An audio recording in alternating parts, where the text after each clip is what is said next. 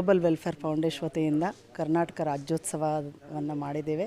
ಅದರಲ್ಲಿ ಸುವರ್ಣ ಕರ್ನಾಟಕ ಪ್ರಶಸ್ತಿ ಪತ್ರವನ್ನು ನಾವು ಸಾಧಕರಿಗೆ ನಾವು ಇವತ್ತು ಪ್ರಶಸ್ತಿ ಪತ್ರವನ್ನು ಕೊಟ್ಟಿದ್ದೇವೆ. ಬಟ್ ನಾನಿವತ್ತು ಮಾಡಿರೋದು ಇದು ಮೊದಲೇ ಪ್ರೋಗ್ರಾಮು. ಈ ಪ್ರೋಗ್ರಾಮಲ್ಲಿ ಇಷ್ಟೊಂದು ಗಣ್ಯ ವ್ಯಕ್ತಿಗಳು ಬರ್ತಾರಂತ ನಾನು ಖಂಡಿತ ಎಣಿಸಿರಲಿಲ್ಲ. ಬಟ್ ಸ್ಟೇಜ್ ಮೇಲೆ ಅವ್ರನ್ನೆಲ್ಲ ನೋಡಿದಾಗ ನನಗೆ ತುಂಬ ಹೃದಯ ತುಂಬಿ ಬಂತು. ಯಾಕಂದರೆ ಇಷ್ಟೊಂದು ನನ್ನ ಮೇಲೆ ನಂಬಿಕೆ ಇಟ್ಟು ನಾನು ಫೋನಲ್ಲಿ ಕರೆದಾಗೇ ಇವರೆಲ್ಲ ಬಂದು ನನಗೆ ಇಷ್ಟೊಂದು ಹಾರೈಸಿ ನನಗೆ ಇಷ್ಟೊಂದು ಬ್ಲೆಸ್ಸಿಂಗ್ ಮಾಡಿದ್ದಾರೆ. ಅದು ನನಗೆ ತುಂಬ ಇವತ್ತು ಮನಸ್ಸು ತುಂಬಿಬಿಟ್ಟಿದೆ.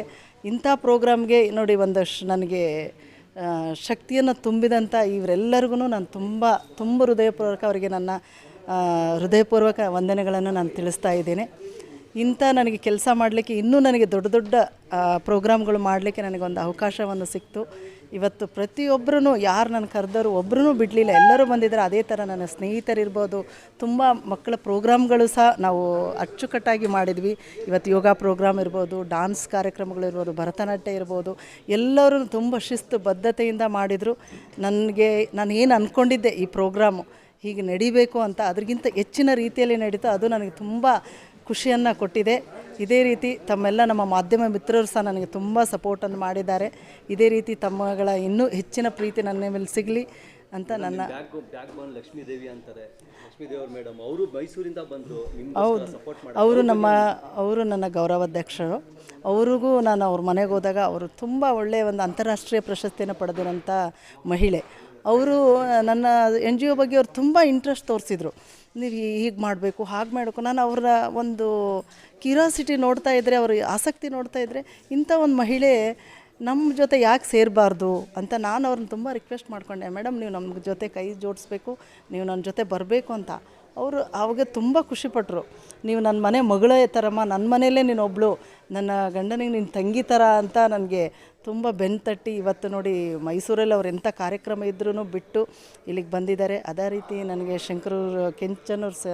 ಶಂಕರ್ ಸರ್ ಅವರು ನನ್ನ ಗುರುಗಳಂತಲೇ ಹೇಳಬೇಕು. ಇವತ್ತು ಏನು ನಾನು ಪ್ರೋಗ್ರಾಮ್ ಮಾಡಿದ್ರು ಅವರ ಒಂದು ಗುರುವಿನ ಒಂದು ಆದೇಶದಂತೆಯೇ ಪ್ರತಿಯೊಂದು ನಾನು ಮಾಡೋದ್ರಲ್ಲಿ ಇದು ತಪ್ಪು, ಇದು ಹಾಗೆ ಇರಬೇಕು, ಇದು ಹೀಗೆ ಇರಬೇಕು ಅಂತ ನನ್ನ ತಿದ್ದಿ ಒಂದು ಶಿಷ್ಯಳಂತೆ ಅವರು ನನ್ನನ್ನು ನಡೆಸ್ಕೊಟ್ರು. ಅದು ಒಂದು ನನಗೆ ಈ ಒಂದು ಪ್ರೋಗ್ರಾಮಲ್ಲಿ ತುಂಬ ನಾನು ಕಲಿತೆ. ಅದೇ ರೀತಿ ನಾನು ಕೆಲಸ ಮಾಡಿದಂಥ ನನ್ನ ಪಕ್ಷದಲ್ಲಿ ಇವತ್ತು ನನ್ನ ಮಹಿಳಾ ಅಧ್ಯಕ್ಷರು ಅವರು ಮೋಸ್ಟ್ಲಿ ಇಂಥ ಪ್ರೋಗ್ರಾಮ್ ಎಲ್ಲೂ ಹೋಗಲ್ಲ. ಇವತ್ತು ನನಗೆ ಆಗಿ ಬಂದು ನನಗೆ ಬೆನ್ನು ತಟ್ಟಿ ನನಗೆ ಒಂದು ತುಂಬ ಹೃದಯದ 2 ಮಾತುಗಳನ್ನು ಆಡಿದರು. ಅದು ನನಗೆ ಇನ್ನೂ ತುಂಬ ಶಕ್ತಿ ಬಂದಂಗೆ ಆಯಿತು. ಈ ಥರ ಇವತ್ತು ಪ್ರೋಗ್ರಾಮಿಂದ ನನಗೆ ತುಂಬ ಖುಷಿಯಾಯಿತು. ಇದೇ ಥರ ಇನ್ನೂ ನನಗೆ ಪ್ರೋಗ್ರಾಮ್ ಮಾಡುವ ಒಂದು ಹುಮ್ಮಸ್ಸು ಇನ್ನೂ ಜಾಸ್ತಿನೇ ಆಗ್ತಾ ಇದೆ. ನಿಮ್ಮ ಹೆಸರೇ ವಿಜಯಲಕ್ಷ್ಮಿ. ಮೊಟ್ಟ ಮೊದಲ ಕಾರ್ಯಕ್ರಮದಲ್ಲೇ ನೀವು ವಿಜಯ ಆಗಿಬಿಟ್ರಿ. ಇದ್ರ ಬಗ್ಗೆ ಕರ್ನಾಟಕ ಜನತೆಗೆ ಏನು ಹೇಳೋಕ್ಕೆ ಇಷ್ಟಪಡ್ತೀನಿ? ನಿಜವಾಗ್ಲೂ ನೋಡಿ, ನಾವು ಒಂದು ಒಳ್ಳೆ ಮನಸ್ಸನ್ನು ಇಟ್ಕೊಂಡು ನಾವು ಪ್ರೋಗ್ರಾಮ್ ಮಾಡಿದರೆ ಇವತ್ತು ನನ್ನಲ್ಲಿ ಏನೋ ನಾನಿನ್ನು ಅಷ್ಟು ಒಂದು ದೊಡ್ಡ ವಿದ್ಯಾವಂತೇನೂ ಅಲ್ಲ, ಹಾಗೆ ನಾನು ದೊಡ್ಡ ಒಂದು ಪೊಸಿಷನಲ್ಲೂ ಇಲ್ಲ. ಇವತ್ತು ನನ್ನ ಇಷ್ಟು ಜನ ನನ್ನ ಮೇಲೆ ಒಂದು ನಂಬಿಕೆ ಇಟ್ಟು ಬರ್ತಾರೆ ಅಂದರೆ ನನ್ನ ಒಂದು ಅವರು ಹೊಗಳುವಾಗ ನಾನು ಅಂದ್ಕೊಂಡೆ ನಿಜವಾಗ್ಲೂ ನನ್ನಲ್ಲಿ ಒಂದು ಒಳ್ಳೆ ಗುಣ ಇದೆಯೋ, ಇಷ್ಟು ಜನ ನನ್ನನ್ನು ಹೊಗಳ್ತಾರೆ. ಇವತ್ತು ಗುರೂಜಿಯವರು ನೋಡಿ, ಅವರು ಎಷ್ಟು ತುಂಬ ಹೃದಯವಾಗಿ ನನ್ನನ್ನು ಹಾರೈಸ್ತಾರೆ. ಅವರೆಲ್ಲ ಹಾರೈಕೆನೇ ಒಂದಿನ ನಮ್ಮನ್ನು ಖಂಡಿತ ಮೇಲೆ ತಗೊಂಡೋಗುತ್ತಂತ ನಾನು ನಂಬಿದ್ದೀನಿ. ಇದೇ ರೀತಿ ನಾನು ಎಲ್ಲರ ಮಾರ್ಗದರ್ಶನದಿಂದ ತಗೊಂಡು ಕೆಲಸ ಮಾಡೋಕ್ಕೆ ಇಷ್ಟಪಡ್ತೀನಿ. ಒಂದು ಹೆಣ್ಣಾಗಿ ಇಷ್ಟೊಂದು ದೊಡ್ಡ ಭಾರನ ನಿಮ್ಮ ತಲೆ ಮೇಲೆ ಎತ್ಕೊಂಡು ನಾನು ಯಾಕೆ ಮಾಡೋಕ್ಕಾಗಲ್ಲ ಅಂತ ಈ ಧೈರ್ಯನ ತುಂಬೋ ವ್ಯಕ್ತಿ ಯಾರು ಮೇಡಮ್? ಈ ಧೈರ್ಯನ ತುಂಬಿದ ವ್ಯಕ್ತಿ ಫಸ್ಟ್ ಆಫ್ ಆಲ್ ನನ್ನ ಹಸ್ಬೆಂಡು. ಅವರು ಇಲ್ಲದೆ ನಾನು ಏನೂ ಮಾಡೋಕ್ಕಾಗಲ್ಲ. ನನ್ನ 2 ಮಕ್ಕಳು ಅಷ್ಟೇ. ಅವರು ನಾನು ಯಾವಾಗಲೂ ಬೆಂಗಾವಲಾಗಿರ್ತಾರೆ. ಏನು ಪ್ರೋಗ್ರಾಮ್ ಮಾಡಿದ್ರು ಮಮ್ಮಿ ನಾವಿದ್ದೀವಂತ. ಅದೇ ರೀತಿ ಇವತ್ತು ನನ್ನ ಗುರುಗಳಿರ್ಬೋದು, ತುಂಬ ನನ್ನ ಬೆನ್ನಿಂದ ತುಂಬ ಮಹಿಳೆಯರಿರ್ಬೋದು, ನನ್ನ ಫ್ರೆಂಡ್ಸ್ ಇರ್ಬೋದು. ಈ ಥರ ಪ್ರೋಗ್ರಾಮ್ ಮಾಡುವಾಗ ನನಗೆ ಇದೆಲ್ಲ ಆಗುತ್ತಾ, ನನ್ನ ಫಸ್ಟ್ ಪ್ರೋಗ್ರಾಮ್ ಭಯ ಆಗಿತ್ತು. ಹೇಗಾಗುತ್ತೋ ಏನೋ ಪ್ರೋಗ್ರಾಮ್ ಸರಿಯಾಗದಿದ್ದರೆ ನನಗೆಲ್ಲಿ ಬ್ಯಾಡ್ ನೇಮ್ ಬರುತ್ತೋ, ಆದರೂ ಧೈರ್ಯವಾಗಿ ನಾನು ನುಗ್ಗಿ ಇದೊಂದು ಮಾಡಲೇಬೇಕು, ಏನಾದರೂ ಆಗಲಿ ಅಂತ. ಯಾಕಂದರೆ ನಾನು ದೊಡ್ಡ ದೊಡ್ಡ ಗಣ್ಯ ವ್ಯಕ್ತಿಗಳನ್ನು ಬೇರೆ ಕರೆದುಬಿಟ್ಟಿದ್ದೆ.